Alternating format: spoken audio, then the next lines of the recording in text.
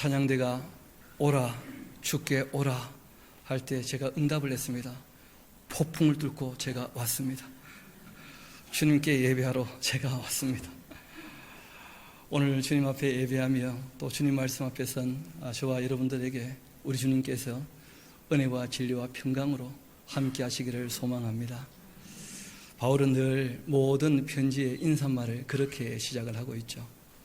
지난 시간 저희들이 그 광야 교회에 대해서, 그리고 이제 예루살렘 교회에 대해서, 안디옥 교회에 대해서 함께 얘기를 나누며, 교회라고 하는 것은 주님을 따르는 사람들의 모임이기도 하고 또 이 죄악된 세상에서 불러낸 사람들의 모임이기도 하고, 그 교회가 추구하는 것은 하나님과 하나됨인데 먼저 서로 간에 하나가 될 수 있도록 신뢰, 그 믿음이라는 것이 모든 것의 기초가 되는 것이죠. 신뢰하지 않으면 하나 될 수가 없다 하는 말씀을 함께 나누었습니다. 그리고 예루살렘이라 하는 말 자체가 평화의 기초를 하는 뜻인데, 정말 주님의 몸된 교회는 평화를 이루는 공동체이고 하나님께서 제일 기뻐하시는 것이 평화죠. 그래서 예수님 별명 중에 하나가 뭐냐면 왕중왕이신데 평화의 왕이라, 그런 별명이 있습니다. 그래서 우리가 평화를 누리고 평화를 이루려고 한다면 공평하게, 정직하게. 그래서 예루살렘 교회를 보니까 이 거짓되었던 아나니아와 삽비라가 죽어 넘어가는 그런 모습도 우리가 보게 되었고, 또 교회가 공평이 깨어지자 이 구제에서 빠지는 일들 때문에 다툼이 일어나고 교회가 갈라지는 그런 모습도 우리가 보게 되었죠. 그래서 교회는 하나됨을 추구하며 평화를 추구하는, 그리고 또한 이 안디옥 교회를 보니까 주님께서 맡기신 일들을 감당하기 위하여 정말 봉사하는 교회였는데, 말씀을 읽고 듣고 배운 대로 지켜 행하기 위하여 정말 마음을 낮추고 교육하는 일에 힘써서 이방인 교회였지만 참 본받을 만한 그런 모습을 갖고 있는 교회다 하는 말씀을 드렸습니다. 그 교회가 파송한 선교사들이 있었죠. 그분이 바로 이 바나바하고 사울이었습니다. 이분들이 1차 전도여행을 다 마치고 난 다음에 2차 전도여행을 갈 때는 갈라서게 되어집니다. 그래서 처음에는 이 아시아 지역에 쭉 전도를 하다가 그 드로아에서 마게도냐에 있는 사람들, 유럽 사람들이죠, 건너와서 우리를 도우라 하는 그런 환상을 보고 유럽으로 이제 건너가게 되어집니다. 그래서 이 네오폴리스, 거기를 이제 지나서 빌립보로 가게 되었는데, 그 빌립보에서 제일 처음 유럽에서 교회가 세워졌다는 거예요. 그 교회가 바로 빌립보 교회입니다.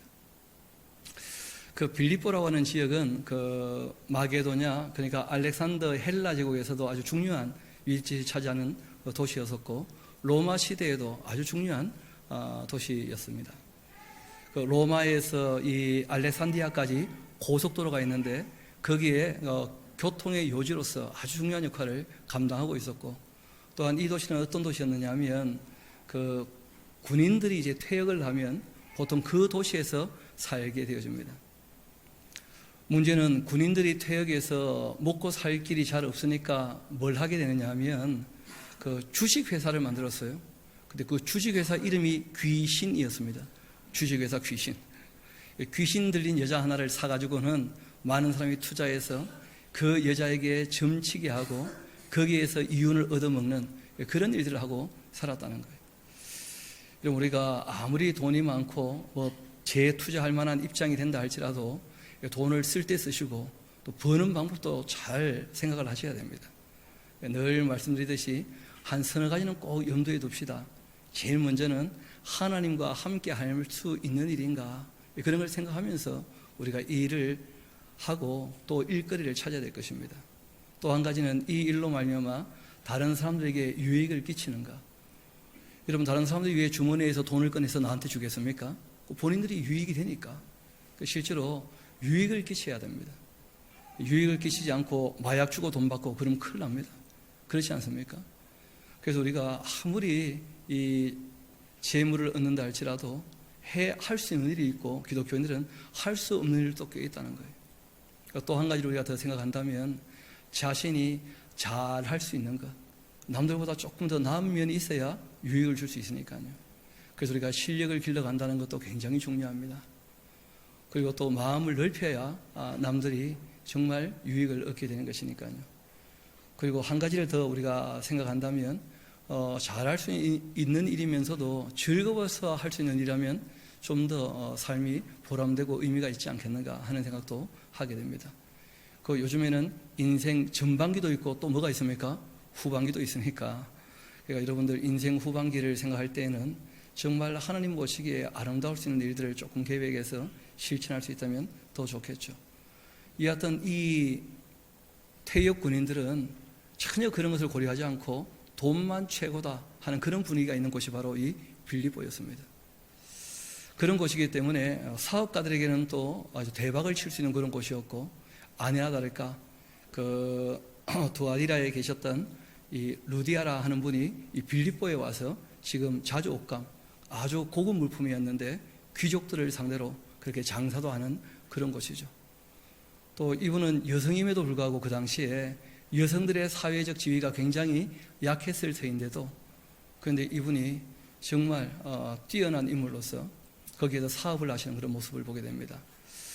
그때도 뭐 그럴 수 있는데, 여러분 이 사업이라고 하는 것은 그 능력이 좀 돼야 됩니다. 저는 뭐 전혀 그 재능도 없고 재주도 없고 해서 사업으로 뛰어들지 않기로 결단도 하고 결심도 하고, 제가 일을 하면서 정말 바라는 것 중에 하나는 모든 사람이 진리를 들으면 좋겠다. 제일 좋은 방법은 세계 정복을 해서 다 모여. 좀 제일 쉬울 텐데. 아니면 오기만 하면 100만 원씩 준다. 그거 다 오지 않겠습니까? 그런데 뭐 진리가 그런 것이 아니기 때문에 그렇지 아니한데, 이 당시에도 마찬가지입니다. 그 사업을 하는 사람들은 장자에게 무조건 물려주지 않습니다. 특별히 이렇게 자주 옷감을 만드는 이 고급 기술들은 그 말 그대로 가장 뛰어난 인물에게 물려주게 되어 있어요. 말 그대로 가정에 비법들이 다 있었다고 합니다. 그러다 보니까 이제 아마 이 루디아가 자기 아버지나 또는 할아버지가 일하는 걸 보고 영특하게 어떻게 다 눈치채고 열심히 일했던 모양이에요. 그 눈에 들었기 때문에 그 사업을 이어받을 수 있는 것이죠. 가정의 비법들을. 그래서 그 사업을 이제 자신이 이어가면서 가정을 부양하는 그런 입장에 있었습니다. 거기에 바로 이 바울과 실라가 도착하게 된 것이죠.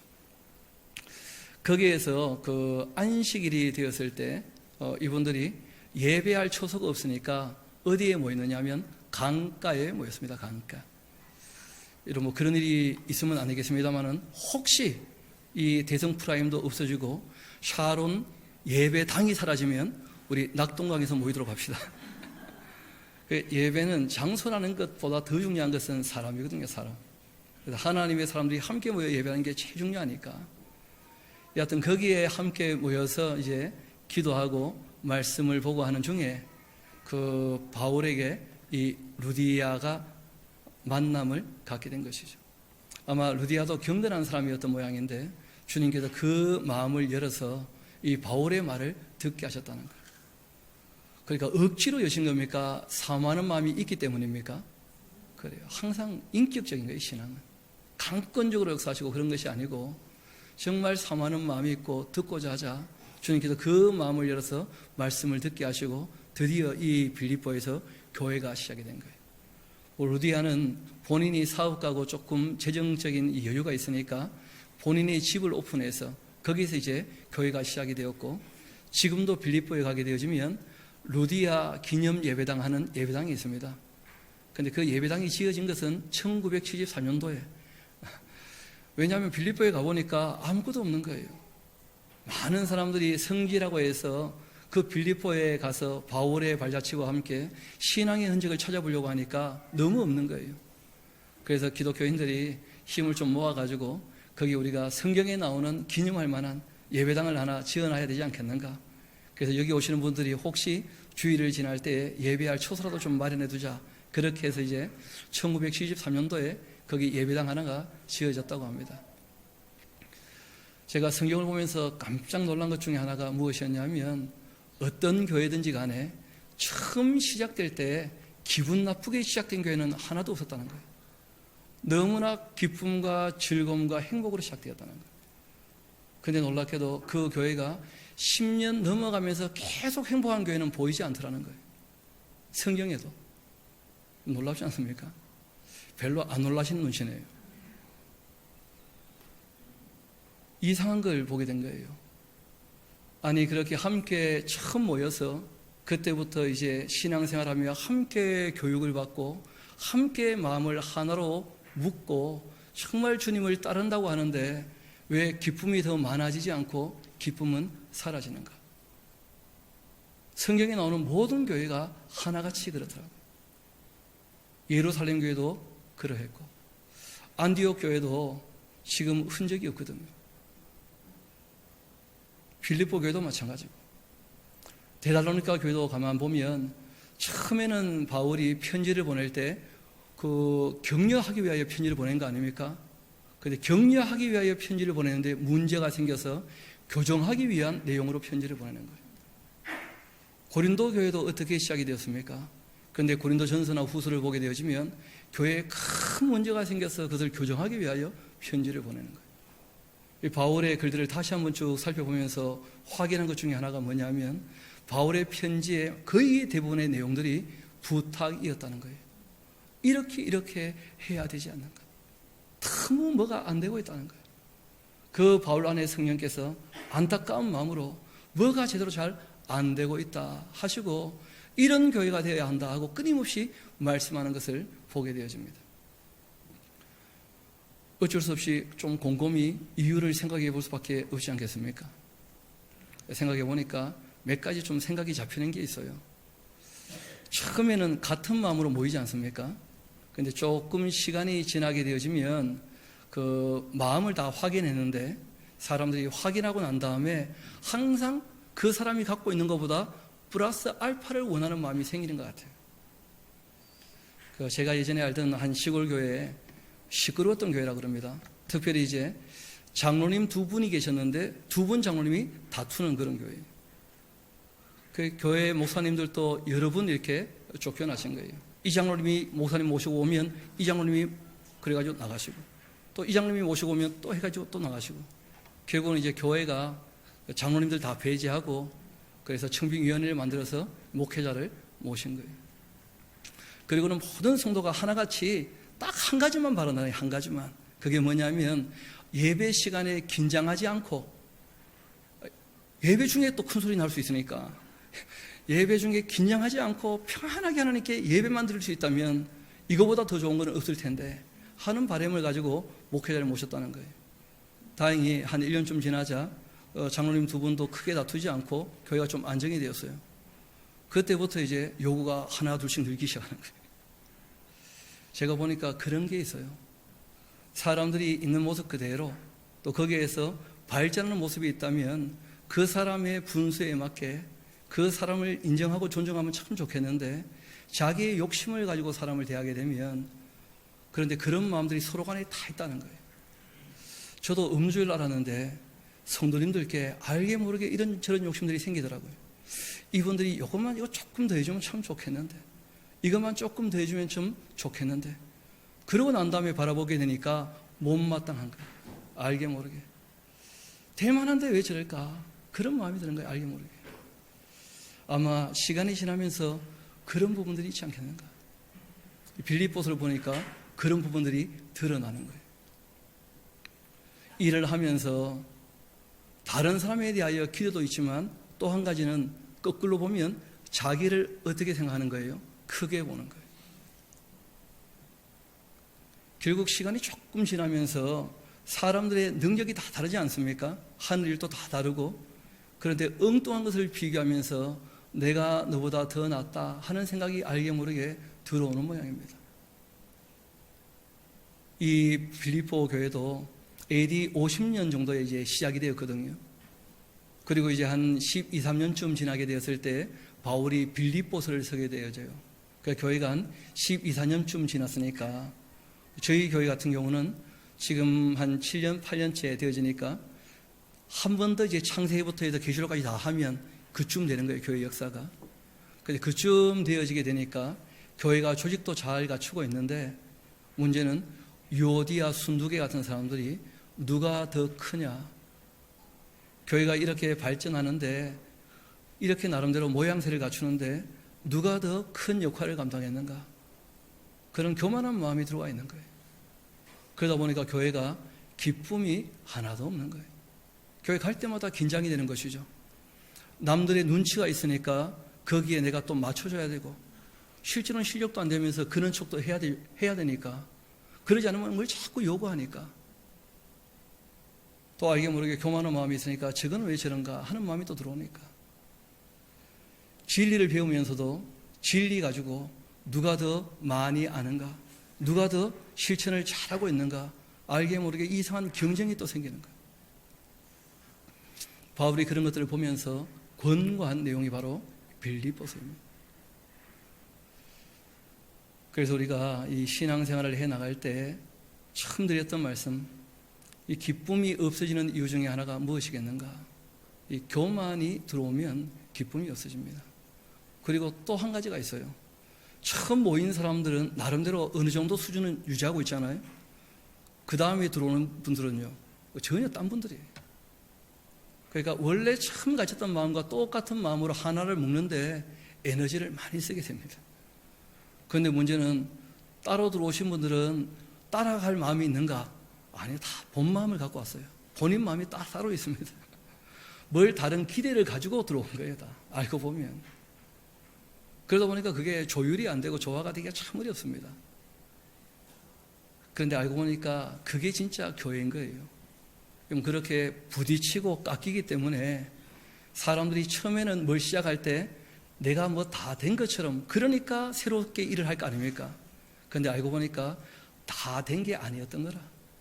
그게 어떻게 보면 시작이었던 거예요, 시작. 그러면서 일을 해나가면서 서로 다듬어지기 시작하는 거예요.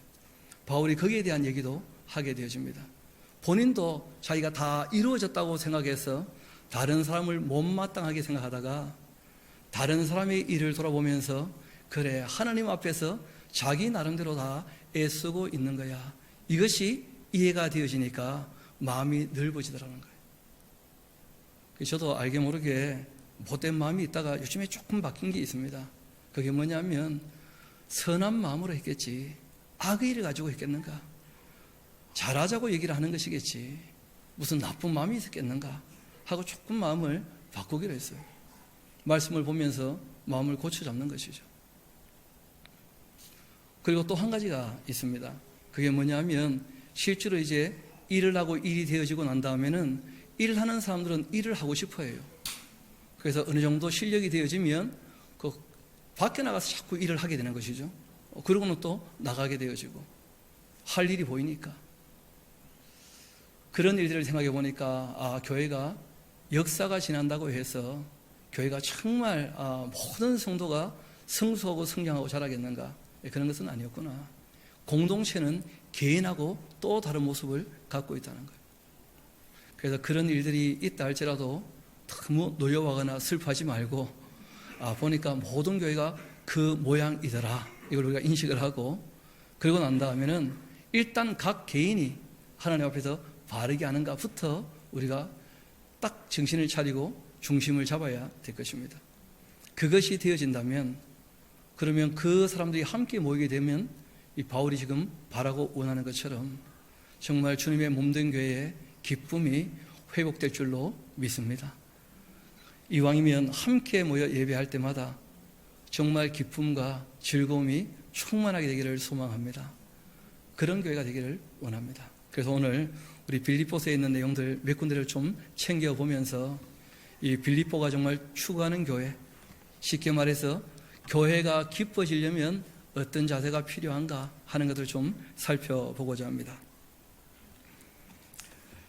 말씀드렸던 것처럼 이 빌립보서는 바울이 교회를 좀 고쳐 잡으려고 하는, 교정하고자 하는 그 입장에서 기록된 교정서신이고, 바울이 이것을 기록할 때에는 성경이 될 것이다, 그런 생각을 가지고 기록한 것은 아닙니다.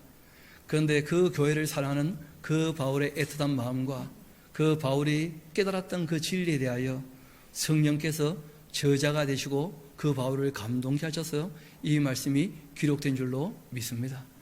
그래서 우리가 바울의 편지이지만 이것을 우리가 하나님의 말씀으로, 그렇게 우리가 여기고 보게 되는 것입니다. 항상 그렇듯이 1장 1절 2절은 너무 중요하죠. 우리 같이 한번 읽어보도록 할까요? 시작. 그리스도 예수의 종 바울과 디모데는 그리스도 예수 안에서 빌립보에 사는 모든 성도와 또한 감독들과 집사들에게 편지하노니 하나님 우리 아버지와 주 예수 그리스도로부터 은혜와 평강이 너에게 있을지어다. 아멘. 바울이 한 13편 정도의 편지를 썼는데 2-3권 정도에서 자신을 사도로 소개하지 않습니다. 왜냐하면 지금 이 교회는 다툼이 일어났잖아요. 누가 더 크냐 하는 문제 때문에. 그래서 바울이 자기를 뭐로 소개하느냐 하면 사도가 아닌 종으로 소개해요. 일부러. 서로 종이 되어야지. 나도 너희의 뭐라고요? 종이다. 내가 그리스도의 종이기 때문에 너희를 섬기는 사람이다. 그리고 정말 바라는 것이 있다. 우리 아버지와 주 예수 그리스도로부터 은혜와 평강이 있기를 원한다. 바울의 늘 바람 중에 하나죠. 모든 교회를 향한 바울의 바람입니다. 이미 이 교회는 2-3년쯤 지났으니까 감독도 있고 집사도 있고 성도도 있는 그런 나름대로의 규모도 있고 조직도 갖추어진 그런 교회였죠. 그리고 난 다음에 이분이 이런 얘기를 합니다. 사랑을 지식과 총명으로 더 풍성케 하시기를. 이 바울의 기도문이거든요. 우리 조금 내려와서 한번 봅시다. 9절 한 같이 가봅시다. 내가 기도하노라. 그 바울의 바람이에요, 바람. 늘 이 빌립보 교회를 위하여 기도할 때마다 바울이 늘 바라는 것이 있습니다. 첫 번째가 뭐냐면 너희의 그 사랑을 지식과 총명으로. 사랑하는 건 참 좋은데 지식이 없으니까 문제가 생기는 거예요. 섬기는 것도. 그리고 또 총명으로 더 풍성케. 그리고 너희로 지극히 선한 것이 무엇인지를 어떻게 해요? 분별할 수 있게. 지극히 선한 것 하는 것은 좀 더 달리 표현을 하면, 의역을 한다면 하나님의 뜻이 무엇인지 이런 것들을 분별할 수 있도록. 그래서 성경을 배워야 되겠다 하는 이 부탁을 하는 것입니다. 바울이 가르칠 때는 잘 배웠던 모양인데 그 다음부터는 교육이 또 잘 안 되고 일이 일을 낳고 일이 일을 낳고, 처음에는 일하는 것도 재미있거든요. 그런데 일이 일을 낳고 일이 일을 낳고 하다 보면 그 조직 자체가 사람들을 움직이기 시작해요. 또 규율 자체가 사람을 움직이기 시작합니다. 그러면 신앙이 아닌 문화가 되어져 버리고 그렇게 굴러가도 굴러가거든요. 외형적으로 보기에는 그럴듯하니까 스스로 썩을 수 있다는 거예요. 그래서 바울이 분별력에 대하여 정말 선한지 그렇지 않은지, 주님의 뜻인지 아닌지 그것이 분별될 수 있도록, 또 무엇보다 진실하고 허물이 없이 그 그리스도의 날까지, 주님 만나기 전까지 뭘 얻기를 원한다는 거예요? 허물이 없기를, 진실해서. 그리고 11절은 같이 한번 읽어볼까요? 시작. 예수 그리스도로 말미암아 의의 열매가 가득하여 하나님의 영광과 찬송이 되기를 원하노라. 아멘. 내가 의롭다 하는 것이 아니고 그리스도로 말미암아 의로운 열매가 있도록 하나님이 원하시는 공의와 정의가 있다는 거예요. 자기가 주인이 되고 자기가 기준이 되어서 이게 공의로운 것이다, 정의로운 것이다, 별로 의미가 없는 것이죠. 예수 그리스도로 말미암아서. 이게 바울의 기도의 내용이었고 바람이었습니다. 그리고 거기다가 꼭 하나 적어놓으십시오. 기도는 짧게 하는 것이다. 그거 적어놓으시면 전혀 길지 않죠, 그렇죠? 그리고 바울이 한 가지 부탁을 합니다. 본인이 지금 로마에 감금되어 있거든요. 그러다 보니까 복음을 전하다가 감금되어 있는 나의 입장을 어떻게 해달라는 거예요? 좀 이해를 해다오. 알고 보면 내가 갇힌 것 때문에 오히려 복음이 더 바르게 확산되고 있고 나도 주님의 진리를 더 바르게 배우게 되었으니까 외형적으로 보기에는 안 된 것처럼 보여도 그게 그렇지 않다는 거예요. 바울이 정말 늘 고백하듯이 하나님을 사랑하는 사람이라면, 그 뜻대로 부르심을 입은 사람이라면 모든 것이 합력하여 선을 이루게 되는 줄로 믿습니다. 그리고 바울이 확실히 믿기 때문에 본인이 갇힌 것 때문에 사람들이 혹시 하고 이제 딴 마음을 가질까봐, 불편한 마음을 가질까봐 거기에 대하여 배려해 주기를 부탁하시는 그런 말씀도 있습니다. 그리고 난 다음에 우리 1장 26절 한번 쭉 같이 가봅시다. 오늘 그 빌립보에서 바울의 바람 정도를 좀 찾아보려고 하는 것이니까요. 우리 26절은 같이 한번 읽어볼까요? 시작. 내가 다시 너희와 같이 있으므로 그리스도 예수 안에서 너희 자랑이 나로 말미암아 풍성하게 하려 함이라. 바울이 로마에서 풀려나면 어디 꼭 가고 싶다는 겁니까? 빌립보에 가고 싶다는 거예요. 거기서 다시 우리가 진리를 확인하고 정말 사랑의 교제를 나누면서 그렇게 너희가 하나님 앞에 자랑스러워할 만한 일들이 더욱 많아지기를 내가 바라고 있다 하고 이제 바울이 얘기를 한 것입니다. 그러면서 이어 바로 그 바람을 얘기하죠. 오직 너희는 그리스도의 복음에 합당하게 생활해야 된다. 합당하지 않은 모습들이 나타나고 있다는 것이죠. 이는 내가 너희에게 가보나 떠나 있으나 너희가 한 마음으로 서서 한 뜻으로 복음의 신앙을 위하여 협력하는 것. 그러니까 우리가 일을 할 때 방법이라는 것도 참 중요합니다만은 그런 이런저런 회의를 하면 될 것이고 우리가 해야 될 일이 있다고 한다면 할 수 있는 쪽으로.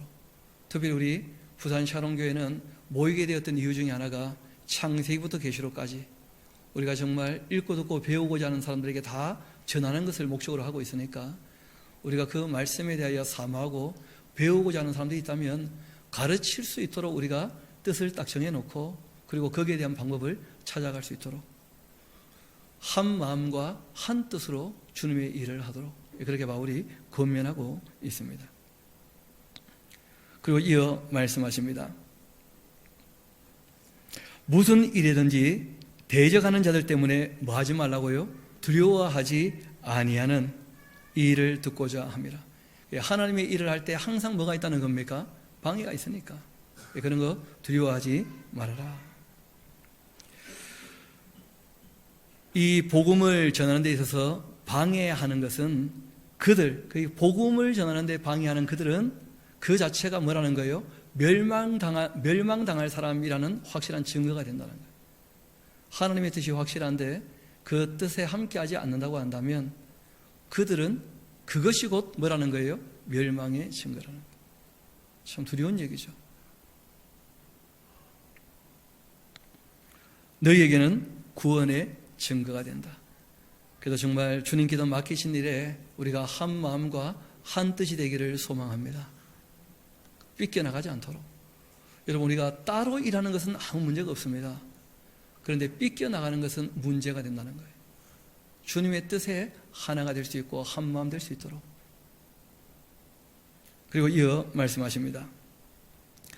그리스도를 위해서 너에게 은혜를 주신 것 다만 그를 믿을 뿐 아니라 또한 그를 위하여 고난도 받게 하려고 하시는 것 아니겠는가. 하나님의 일을 할 때에는 고난도 따라온다. 꼭 기억을 해라 하고 부탁을 하신 겁니다. 그러므로 하고 이제 이어지는 말씀이 있습니다. 거기에도 알고 보니까 다 권면에 대한 부탁이고 교회 모습에 대한 바울의 그 당부 같은 것인데요. 그리스도 안에 무슨 권면이나 사랑의 무슨 위로나 성령의 무슨 교제나 긍휼이나 자비가 있거든 마음을 어떻게 하라고요? 여러분 이 말이 무슨 말이냐 하면 아무리 사랑으로 권고한다고 해도 그 사람과 한 마음이 될 수 없는 것이라면 바꿔 말해서 상대의 마음을 상하게 할 만한 일이라면 조심하라는 거예요. 마음이 하나가 돼야 돼요. 우리 오늘 그 잠언 10장 같이 교독하기도 했는데 우리 다시 한번 잠언 10장 같이 한번 가봅시다.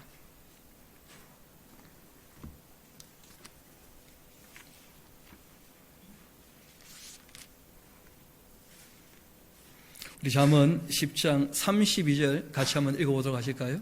잠언 10장 32절 시작. 의인의 입술은 기쁘게 할 것을 알거늘 악인의 입은 패역을 말하느니라. 그러니까 의인의 입은 뭘 안다고요? 기쁘게 할 것을. 사랑으로 권면을 한다 할지라도 상대방 마음이 상하지 않게 정말 조심하고 생각하고 기도하고. 다시 2장으로 돌아오도록 합시다. 마음을 같이하여 같은 사랑을 가지고, 그러니까 그리스도 안에 있어야 되는 것입니다. 뜻을 합하여 한 마음을 품어서 아무 일을 하든지 간에 다툼으로 일하지 않도록, 허용으로 일하지 않도록 오직 겸손한 마음으로 각각 자기보다 남을 좀 낫게 여겨주고. 이런 거 4절 굉장히 중요합니다. 같이 한번 읽어봅시다. 시작. 각각 자기의 일을 돌볼 뿐더러 또한 각각 다른 사람들의 일을 돌보아 나의 기쁨을 충만하게 하라. 제일 먼저 뭐부터 해야 됩니까? 자기 일을 먼저 잘 돌보라는 거예요. 자기 일. 그러니까 우리가 각기 봉사를 하게 되어지면 부서도 있을 수가 있고 또 목장도 있을 수가 있고 다 한데, 남들은 어떻다 저렇다 별로 의미가 없다는 거예요. 각기 자기를 어떻게 하라고요? 돌아봐야 돼요.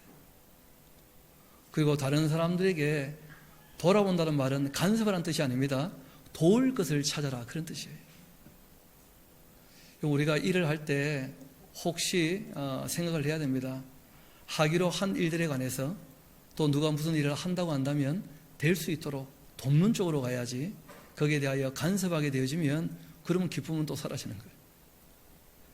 가끔 제가 이렇게 누가 뭘 얘기를 할 때 딱 보면 답이 나와요. 안 될 일이라, 말도 안 되는 일이라. 그래도 뭐 해봅시다, 그럴 때가 있다는 거예요. 안 되겠지만 본인이 선한 마음을 가지고 일하거든요. 왜냐하면 이 교회라고 하는 공동체는 성취가 목적이 아닙니다. 제가 결론을 말씀드립니다. 세상은 망하게 되어 있습니다. 종말을 맞이한다는 거예요. 그럼 세상 안 망해도 우리도 다 끝나게 되는 줄로 믿습니다. 이러면 사람에게 끝이 다 옵니까 안 옵니까? 참 인생이 그렇더라고요. 뭐 좀 할만하고 이제 애들이 다 떠나가지고 이제는 좀 뭐 하겠다 싶은데 일이 복잡하더라고. 얽히고 설킨 일들이 많아가지고. 그래 그게 어느 정도 정리되었다 싶은데 늙어버렸더라고. 제가 보니까 그렇더라고요. 사람들 보니까. 어릴 때는 뭐 어려가 안고도 못하다가 뭐 좀 할만하게 되어지면 관계 맺는 게 너무 많아가지고 자기 일도 자기 일이지만 해야 될 일들이 많지 않습니까? 근데 이것저것 다 정리가 되었다 싶을 때는 이미 또 늙어버렸더라고. 인생이 그런 것이거든요. 그래서 우리가 다른 사람의 일에 대하여 간섭하기보다는 항상 뭘 생각하자고요? 어떻게 도울 것인가? 자기 일을 돌아볼 뿐 아니라 다른 사람이 뭘 하겠다 하면 도와줘야 돼요. 이유는 성취가 아닌, 우리 한번 따라합시다. 관계를 통하여, 일하는 과정을 통하여 자라기 때문에 일의 성공을 우리가 추구하는 것이 아닙니다. 하나님 앞에서 한 마음과 한 뜻으로 한 사랑으로 일을 하는 것 자체가 정말 주님께서 원하시는 거예요. 이유는 하나님은 일의 성취 이전에 하나님의 사람들이 하나님의 목적인 줄 믿습니다. 하나님께서는 모든 일들을 통하여 사람이 자라기를 원하신다는 거예요. 사람이 유익하게 되기를 원하신다는 거예요. 하나님의 목적은 사람에게 있는 것이지 사람들로 말미암은 어떤 성취에 있는 것이 아니라는 거예요. 그런 세상 사업가들이 추구하는 것이고, 교회는 효율성을 따지지 않습니다. 교회는 항상 하나님 말씀 안에서 한 마음과 한 뜻과 하나의 사랑으로 주님이 원하시는 일을 하고 있는가. 그런 일을 할 때 먼저 자기를 돌아보고 남들을 돌아볼 때에는 더 잘하는 방법 이런 것이 아니라 그 사람이 그 일을 할 수 있게 어떻게 하는 거예요? 도와주는 거예요. 맡은 소임에 대해서.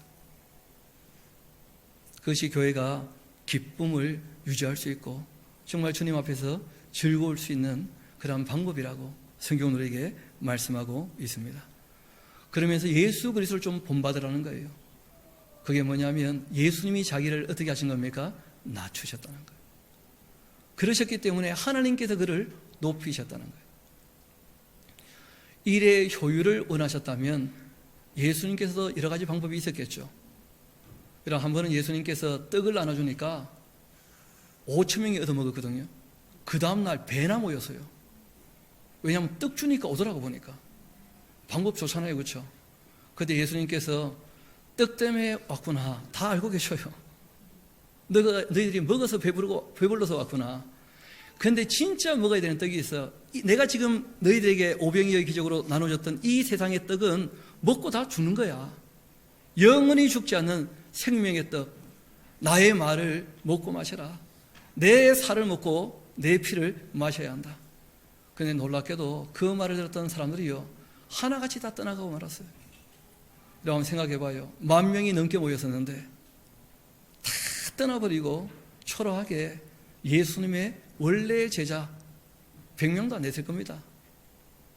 그렇게 오글오글 남은 거예요. 근데 그때 예수님께서 이런 말씀하십니다. 너희도 떠나려면 떠나가라. 왜냐하면 예수님께서는 이 세상에 있는 것을 주려고 하신 것이 아니라 영원한 것을 주고자 하심인 줄로 믿습니다. 그걸 받아 먹어야 됩니다. 그걸 위해서 여기에 함께 모인 줄로 저는 믿고 있거든요. 그래서 교회는 어떤 성공이나 성취가 아니라는 거예요. 정말 이 진리를 받아들이는가, 사랑으로 한마음이 되고 있는가, 이걸 위하여 힘쓰고 애쓰라 하고 부탁을 한 것입니다. 그러려면 누구를 본받으라고요? 예수님께서 자신을 낮추셨다는 거예요. 하나님이신데 사람이 되신 그 예수님의 겸손을 배워야 한다. 그렇게 말씀하신 거예요. 전능하신데 너무 무능한 것처럼 십자가에 달리셨던 그 예수님을 본받으라고 성경은 우리에게 말씀하십니다. 그리고 12절 같이 가봅시다. 그러므로 나의 사랑하는 자들아, 너희가 나 있을 때뿐 아니라 더욱 지금 나 없을 때에도 항상 복종하여 두려고 떨림으로 너희 구원을 이루어가야 한다. 다 되었다고 착각하지 말라 하고 부탁하신 거예요. 너희 안에 행하시는 이는 하나님이시니 자기의 기쁘신 뜻을 위해 너희에게 소원을 두고 행하게 하시나니.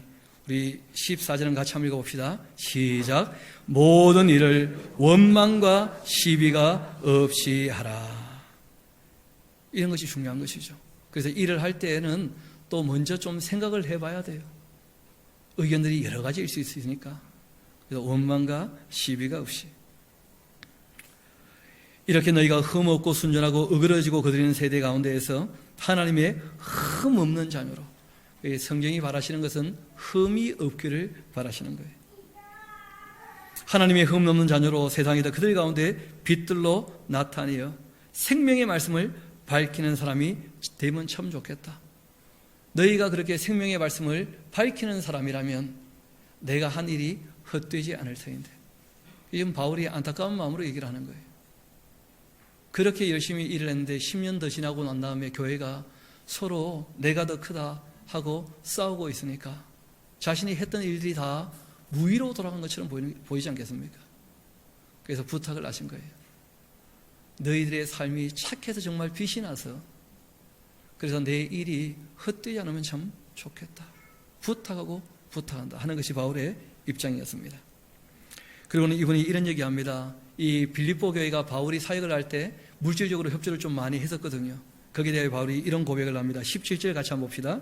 만일 너희 믿음의 제물과 섬김 위에 내가 나를 전제로 드릴지라도 나는 기뻐하고 너희 무리와 함께 기뻐하리니 이와 같이 너희도 기뻐하고 나와 함께 기뻐하라.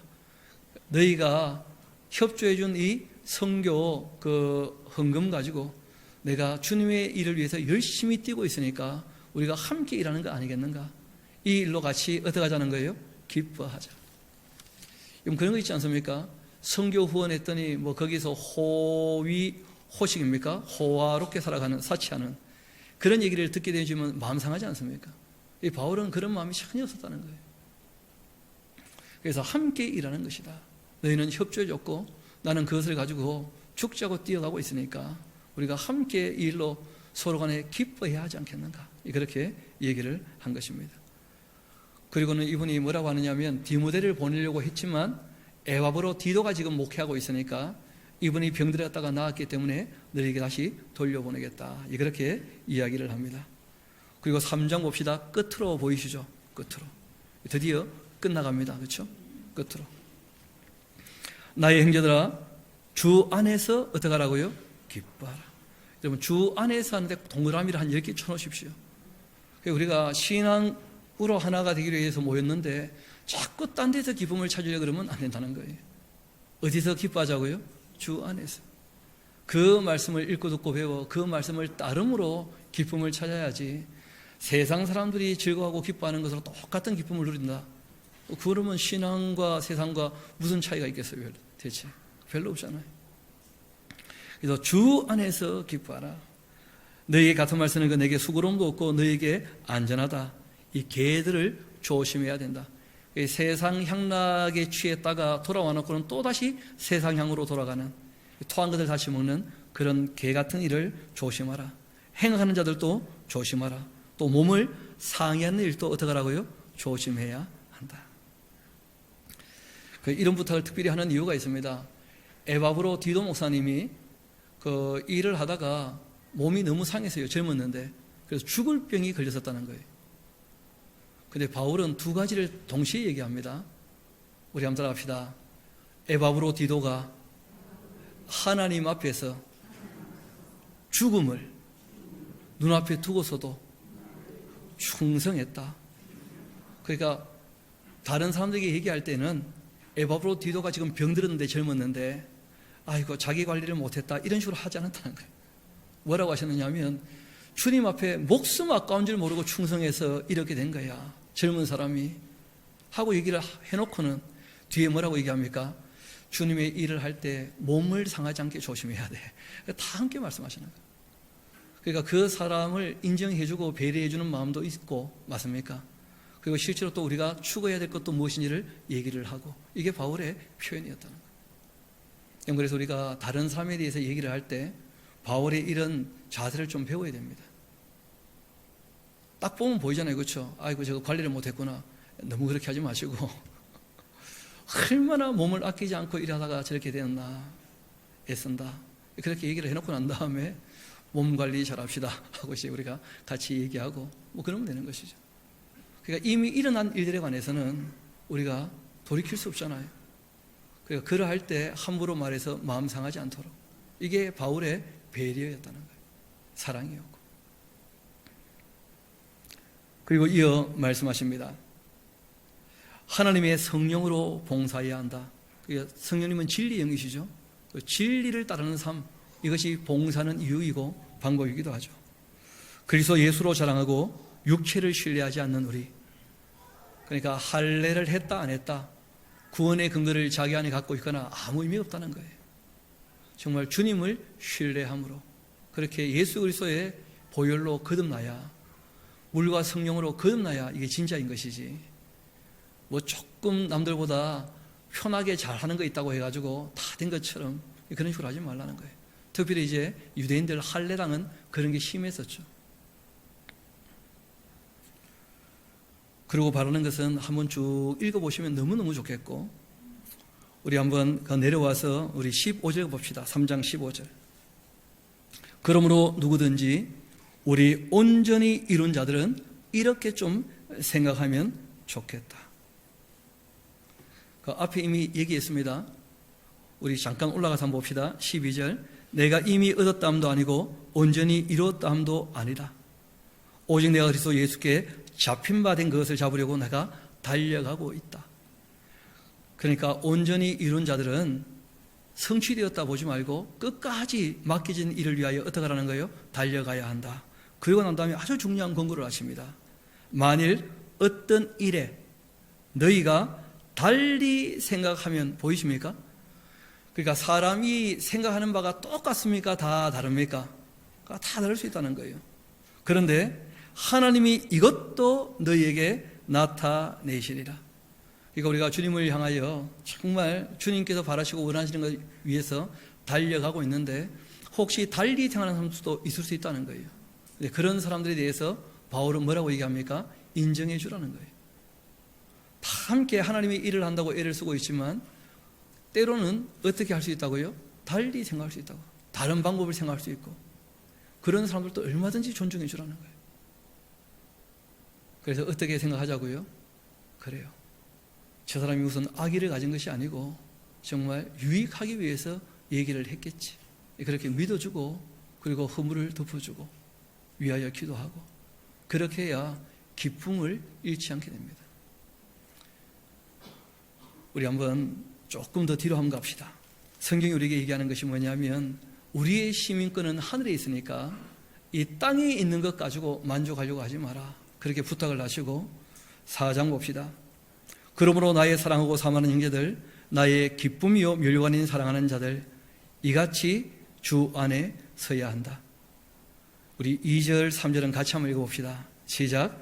내가 요디아를 권하고 순두개를 권하노니 주 안에서 같은 마음을 품으라. 또 참으로 나와 멍에를 같이 한 너에게 구하노니 복음에 나와 함께 힘쓰던 저 여인들을 돕고 또한 글레멘드와 그 외에 나의 동역자들을 도와라. 그 이름들이 생명책에 있느니라. 주 안에서 어떻게 하라고요? 같은 마음을 품어야 한다. 생각은 때로때로 다를 수 있지만 주 안에서 같은 마음을 품으려면 누군가는 한 명이 뭐 해야 됩니까? 양보해야 돼요. 누군가는 한 명이 생각을 접어야 마음이 같아집니다. 그래서 뭐가 꼭 필요하다는 거예요? 겸손이 꼭 필요하다는 거예요. 주 안에서 항상 기뻐하라. 내가 다시 말하노니 기뻐하라. 너희 관용을 모든 사람에게 알게 하라. 바라기는 여러분들 관용이라고 하는 것은 넓은 마음 아닙니까? 모든 사람이 알 수 있도록. 그러니까 목사가 설교가 좀 길어도 관용해 주시기를 부탁드립니다. 모든 사람이 좀 다 알 수 있도록. 샤론교회는 설교가 길어도 아무 문제가 없더라. 그 관용을 모든 사람이 다 알 수 있도록 이어봅시다. 하기야 뭐 저도 여러분을 졸아도 다 관용합니다. 요즘에는 그런 분들 잘 안 계시던데 예전에는 그런 분들 몇 분 좀 계시더라고요. 너희 관용을 모든 사람에게 알게 하라. 주께 더 가까우시다. 아무것도 염려하지 말고 다만 모든 일에 기도와 간구로 너희 구할 것을 감사함으로 하나님께 아뢰라. 그리하면 모든 지각에 뛰어난 하나님 평강이 그리스도 예수 안에서 너희 마음과 생각을 지키시리라. 끝으로, 아니 좀 전에 끝났잖아요. 우리 관용하도록 합시다. 끝났는데 또 끝내시는 거예요, 이분이. 왜냐하면 사랑하기 때문에 빨리 끝낼 수가 없었던 거예요. 얘기하다 보니까 또 말이 나온 거예요. 그러니까 우리가 어른들이 무슨 잔소리처럼 얘기를 하셔도 좀 기억합시다. 끝으로 했지만 끝이 또 남아있다. 늘 기억하시고 관용하셔야 돼요. 젊은 사람들은 어른들을 좀 더 이해하고 또 어르신들은 젊은 사람들에 대해서 좀 더 관용하고 정말 넓은 마음을 가지고 겸손하다면 주님께서 주신 참된 교회의 기쁨이 끊이지 않고 늘 이어지게 될 줄로 믿습니다. 그래서 바울이 부탁하는 거예요. 끝으로 부탁하는 말이 있다. 더 뒤에 더 끝이 있느냐? 이제는 없습니다. 진짜 끝입니다. 무엇을 하든지 간에 참되게 하라. 무엇을 하든지 간에 경건하게 하라. 무엇을 하든지 간에 올바르게 하라. 무엇을 하든지 간에 깨끗하게 하라. 무엇을 하든지 간에 사랑받을 만하도록 그렇게 일을 하라. 또 무엇을 하든지 간에 칭찬받을 만하게 좀 더 힘쓰고 애쓰라는 거예요. 무슨 덕이 있든지 무슨 기름이 있든지 간에 이것들을 생각해서 너희가 나에게 배우고 받고 듣고 본 바를 행하면 참 좋겠다. 나는 자족하기를 배웠으니까 있으나 없으나 하나님이 일을 하는 데는 큰 문제가 없지만 함께 하는 것 너무나 고마운 일이다. 왜냐하면 교회는 함께 하는 하나 되는 공동체인 줄 믿습니다. 우리 부산 샤롬교회도 정말 주님 앞에서 관용하는 넓은 마음을 가지고 겸손한 자세를 서로 간에 유지함으로 주님께서 우리에게 주신 참된 기쁨과 즐거움을 잃지 않는 그러한 복된 교회 되기를 소망합니다. 우리 함께 기도하도록 하시겠습니다.